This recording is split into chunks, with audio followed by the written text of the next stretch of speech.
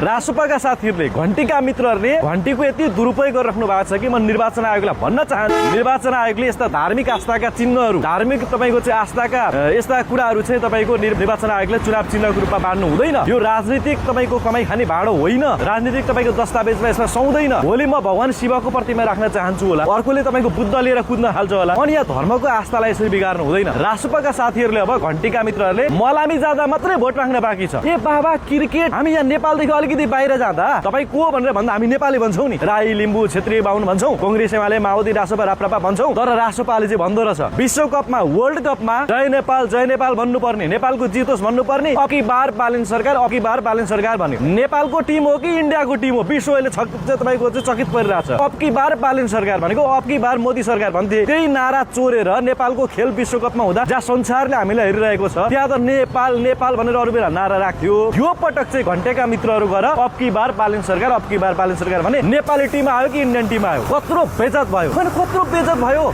खेलकुदमा राजनीति गर्ने हो, खेलकुदमा राजनीति गर्ने हो। उहाँको डबल स्ट्यान्डर्ड भन्छ नि, द्वैत चरित्र। म बोलिरहेको छु, अब 30 सेकेन्ड दिनुहोस्। उहाँहरूको द्वैत चरित्र कहाँनिर प्रश्न हुन्छ भने हामी पत्रकारहरूलाई राजनीतिमा प्रयोग गर्दैनौँ भन्नुहुन्छ उहाँकै केन्द्रीय सदस्यले। नारी टेलिभिजनमा आफ्नो पार्टीको भक्तिगान गाउने र अरू पार्टीको हुर्मत लिने काम ज्वाला सङ्ग्रहालयले गरिराख्नु भएको छ।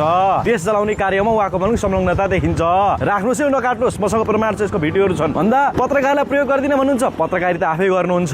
तपाईँको खेलकुदमा राजनीति गर्नु हुँदैन भन्नुपर्नेमा आजसम्म नेपाल नेपाल भनेर विश्वकपमा नारा लाग्थ्यो। उहाँहरूले अबकी बार बालन सरकार इन्डिया हो कि नेपाल हो? हुन त अब त्यो पार्टीमा तपाईँको वारिपारी नै हुनु हुँदैन, एउटै हुनुपर्छ भन्ने मान्छेहरू पनि छन्। आफूलाई प्रधानमन्त्री दिने बित्तिकै तपाईँको चाहिँ होइन अब के भुटान जस्तो भएर बस्न तयार छौँ परराष्ट्र र खोइ के तपाईँको भारतलाई बुझाएर भन्ने मान्छे पनि छन्। मैले अलिकति लामो थिएँ, के प्रश्न थियो चाहिँ मैले लामो बोले गर्नु होला। हाम्रो रमेश प्रसाई भाइको सन्दर्भलाई अलिकति पनि गर्नुभयो। हजुर, विगतका दिनहरूमा रमेश प्रसाई र जीवन विष्ट भनेको चाहिँ एउटै रथका दुई पहिया भन्थ्यो र केही समय चाहिँ जीवन विष्ट भाइले गरेका पत्रकारितामा इन्डियाको बारेमा बोल्दाखेरि रमेश प्रसाईको एकदमै चर्चा भएको थियो। भाइ त्यसको बारेमा अलिकति कमेन्ट गरिदिनुहोस् न। समय सापेक्ष भन्दो रहेछ, मान्छेले कसको सङ्गत गर्दो रहेछ भन्ने कुरा चाहिँ ठुलो हुँदो रहेछ। अर्का साम्बाङजीको एउटा भनाइ छ, त्यही भनाइ निकै अगाडि हाम्रो केपी शर्मा ओलीज्यूले पनि भन्नुभएको थियो चाहिँ नेकपा एमालेका अध्यक्ष। तर मेरा श्रद्धेय अध्यक्ष हर्का साम्बाङले अझ राम्रोसँग भन्नुभएको छ, मौरीको सङ्गत गर्यो भनेदेखि फुलमा पुगिन्छ, खोइ के को सङ्गत गर्यो भनेदेखि केमा पुगिन्छ भन्ने एउटा छ नि,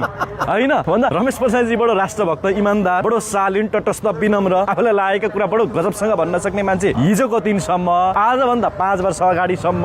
अब अहिले उहाँले कसको सङ्गत गर्नुभएको छ, नेपाललाई के बनाउनु पर्छ भन्ने मान्छेहरूको सङ्गत गर्नुभएको छ। त्यसपछि चुच्चे नक्साका बारेमा, त्यसपछि राष्ट्रियताको विषयमा, त्यसपछि तपाईँको उहाँले जसरी सत्य र तथ्यका आधारमा विभिन्न घटनाक्रमको बारेमा बोल्नुहुन्थ्यो, सुन्नु भएको छ छैन नि?